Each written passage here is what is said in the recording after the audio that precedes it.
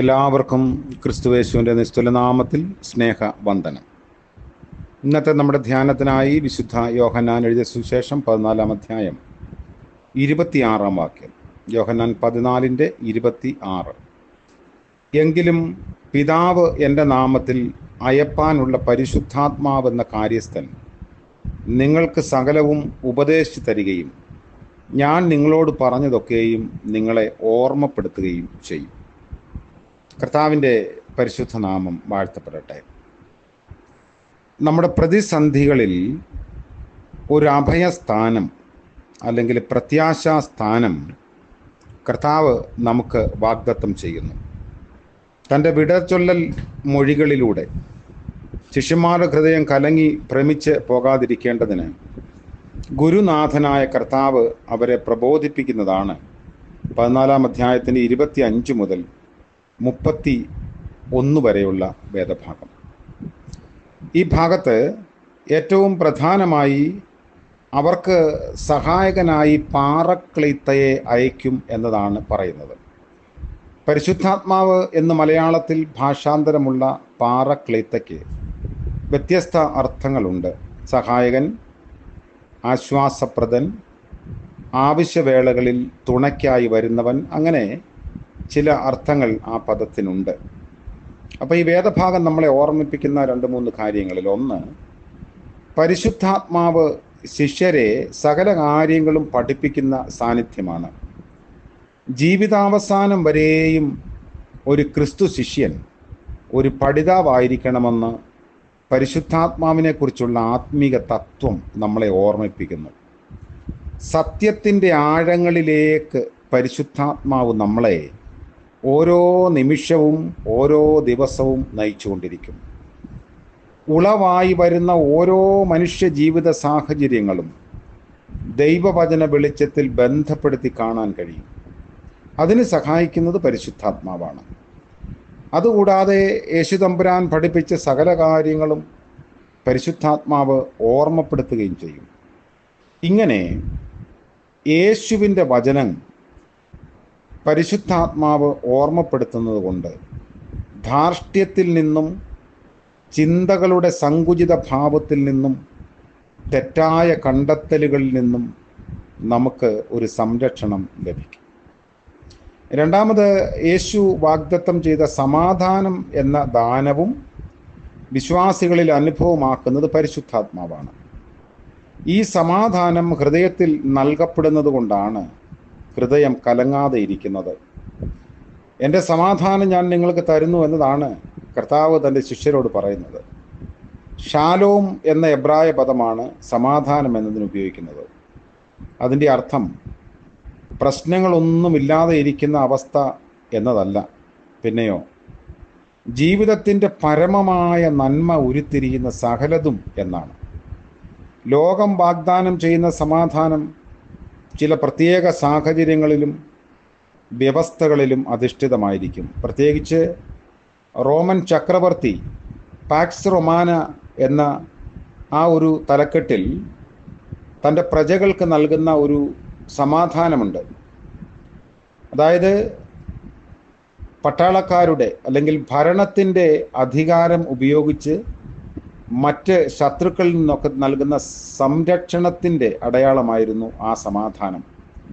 അതുകൊണ്ടാണ് കർത്താവ് പറയുന്നത്, ലോകം തരുന്നത് പോലെ അല്ല എൻ്റെ സമാധാനം, വ്യത്യസ്തമാണ് എന്ന് അവരെ ഓർമ്മിപ്പിച്ചത്. മൂന്നാമത്, തിന്മയുടെ അന്ധകാര ശക്തികൾക്കെതിരെയുള്ള പോരാട്ടത്തിൻ്റെ മർമ്മവും ശിഷ്യന്മാർക്ക് മനസ്സിലാക്കി കൊടുക്കുന്നത് പരിശുദ്ധാത്മാവാണ്. ലോകരുടെ ദൃഷ്ടിയിൽ കുരിശിൽ യേശു അനുഭവിച്ച കഷ്ടതകൾ നിന്ദയും ബലഹീനതയുമാണെന്ന് തോന്നിയേക്കാമെങ്കിലും അത് വാസ്തവത്തിൽ അന്ധകാര ശക്തികളെ കർത്താവ് കീഴടക്കിയ കാഴ്ചയായിരുന്നു. കുരിശിൻ്റെ സഹന വഴികളിൽ നിന്നും യേശുവിനെ തള്ളി മാറ്റാനാണ് പിശാച് ആദ്യം മുതൽ ശ്രമിച്ചുകൊണ്ടിരുന്നത്. കുരിശിൽ സഹന മരണം വരിക്കുന്നത് കൊണ്ട് യേശു പൂർണ്ണ വിജയം നേടിയിരിക്കുന്നു. തോറ്റുമടങ്ങിയ സാത്താൻ്റെ ചില്ലറ പരിശ്രമങ്ങൾ മാത്രമായിരിക്കാം വിശ്വാസി ജീവിതപാതകളിൽ അനുഭവിക്കുന്ന ചില കഷ്ടതകൾ. ആത്യന്തികമായി പിതൃസന്നിധിയിൽ ലജ്ജിതനായ സാത്താൻ പൂർണ്ണമായി പരാജയം അനുഭവിക്കുക തന്നെ ചെയ്യും. അതാണ് കർത്താവിൻ്റെ ക്രൂശ് മരണത്തോടുകൂടി സംഭവിച്ചത്.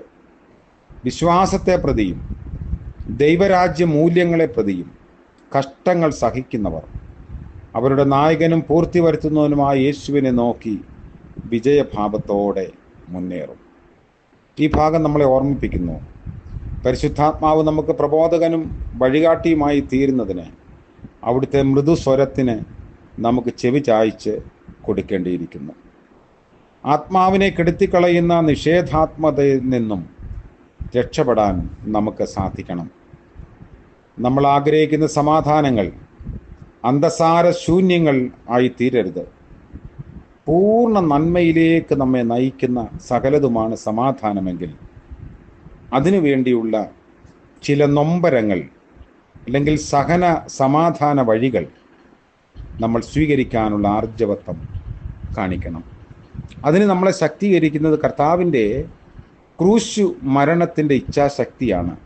കഷ്ടതകളിലും പ്രതിസന്ധികളിലും വിശ്വാസയാത്ര തടസ്സമില്ലാതെ മുൻപോട്ട് കൊണ്ടുപോകാൻ നമുക്ക് ക്രിസ്തുവിൻ്റെ രക്തത്താൽ ജയം നൽകിയിരിക്കുന്നു. പ്രാർത്ഥിക്കാം. ഞങ്ങളുടെ വാഴ്ത്തപ്പെട്ട കർത്താവേ, പരിശുദ്ധാത്മാവിലൂടെ സകല സത്യങ്ങളിലേക്കും ഞങ്ങളെ വഴി നടത്തുന്നതിനായി നന്ദിയോടെ ഞങ്ങൾ അങ്ങേ സ്തുതിക്കുന്നു. മിഥ്യകളുടെ മായിക വലകളിൽ നിന്നും ഞങ്ങളെ സ്വതന്ത്രരാക്കി രക്ഷിക്കാൻ അവിടുന്ന് സഹന വഴികളിലൂടെ നടന്നു എന്നത് ഞങ്ങൾ തിരിച്ചറിയുന്നു. ഞങ്ങൾക്ക് വേണ്ടി ജീവൻ നൽകിയത് ഞങ്ങൾ ഓർക്കുന്നു. അതുകൊണ്ട് ഞങ്ങളുടെ ഭൗമിക ജീവിതത്തിൻ്റെ കഷ്ടതകളിലും പ്രയാസങ്ങളിലും പ്രതിസന്ധികളിലും തളർന്നു പോകാതെ ധൈര്യമായി ജീവിപ്പാൻ ഞങ്ങളെല്ലാവരെയും ഇടയാക്കുന്നുവല്ലോ. നന്ദിയോടെ ഞങ്ങൾ അങ്ങയെ സ്തുതിക്കുന്നു. ഇന്നത്തെ പകൽക്കാല ജീവിതത്തിൽ അങ്ങയുടെ കരുണയും സഹനതയുടെ ധർമ്മവും ഓർത്ത് ധ്യാനിച്ച് ജീവിപ്പാൻ ഞങ്ങളെ സഹായിക്കണമേ. എല്ലാ ആവശ്യങ്ങളിലും അവിടുന്ന് കൂടെയിരിക്കുന്നത് കൊണ്ട് സ്തോത്രം. കൈവിടാതെ കാക്കുന്നവനായി കാര്യസ്ഥനായി പരിശുദ്ധാത്മാവിൻ്റെ സാന്നിധ്യം ഞങ്ങൾക്ക് പകർന്നിരിക്കുന്നല്ലോ. കർത്താവേ, ഞങ്ങൾ അങ്ങയെ സ്തുതിക്കുന്നു. പ്രഭാതം മുതൽ പ്രദോഷം വരെയും അവിടുത്തെ തിരുസാന്നിധ്യം നൽകണമേ. ഇന്ന് ജന്മദിനം ആഘോഷിക്കുന്ന പ്രിയപ്പെട്ടവർ, വിവാഹവാർഷികം ആഘോഷിക്കുന്നവർ എല്ലാവരെയും ഓർത്ത് പ്രാർത്ഥിക്കുന്നു. കരുണയുടെയും നന്മയുടെയും സന്തോഷത്തിൻ്റെയും പുതിയ പന്ഥാവുകൾ ദാനമായി നൽകണമേ. യേശു മശിഹ മൂലം പ്രാർത്ഥിക്കുന്നു. കൃപയോടെ കേൾക്കുമാറാകണമേ. ആമേൻ. ത്രിയേക ദൈവത്തിൻ്റെ അനുഗ്രഹവും കൃപയും സമാധാനവും നമ്മോടുകൂടെ എന്നും എന്നേക്കും ഉണ്ടായിരിക്കുമാറാകട്ടെ. ആമേൻ.